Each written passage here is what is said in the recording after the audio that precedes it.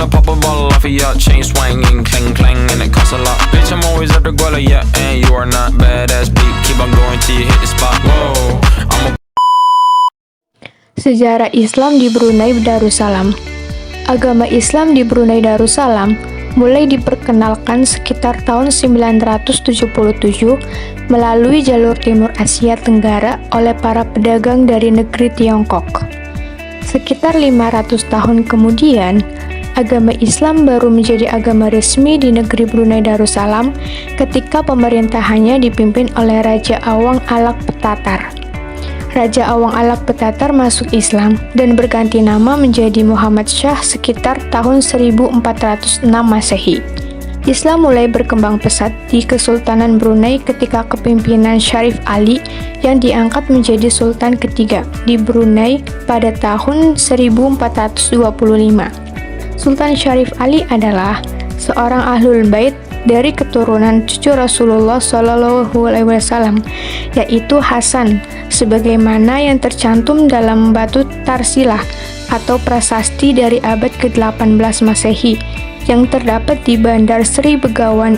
Selanjutnya, agama Islam di Brunei Darussalam terus berkembang pesat.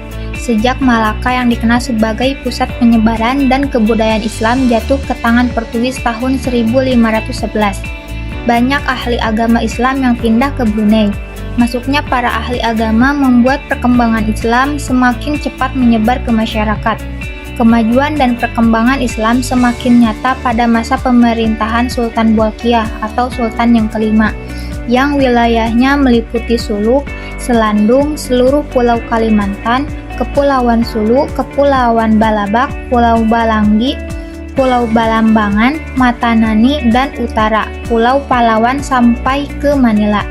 Pada masa Sultan Hasan atau Sultan ke-9, masyarakat Muslim Brunei memiliki institusi-institusi pemerintahan agama.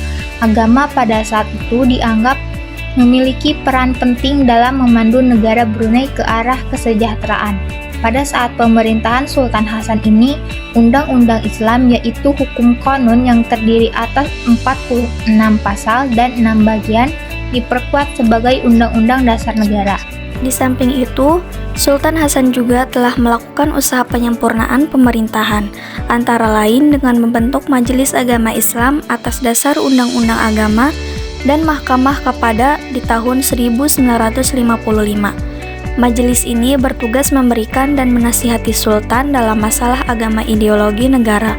Untuk itu, dibentuklah Jabatan Hal Ehwal Agama yang tugasnya menyebarluaskan paham Islam, baik kepada pemerintah beserta aparatnya maupun kepada masyarakat luas Islam. Langkah lain yang ditempuh Sultan adalah menjadikan Islam benar-benar berfungsi sebagai pandangan hidup rakyat Brunei dan satu-satunya. Pada tahun 1888 sampai 1983, Brunei berada di bawah kekuasaan Inggris.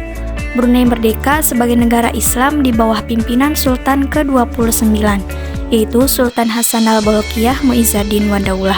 Setelah memproklamasikan kemerdekaannya di tanggal 31 Desember 1983, gelar Muizzaddin wa Daulah yang berarti penata agama dan negara menunjukkan ciri keislaman yang selalu melekat pada setiap raja yang memerintah.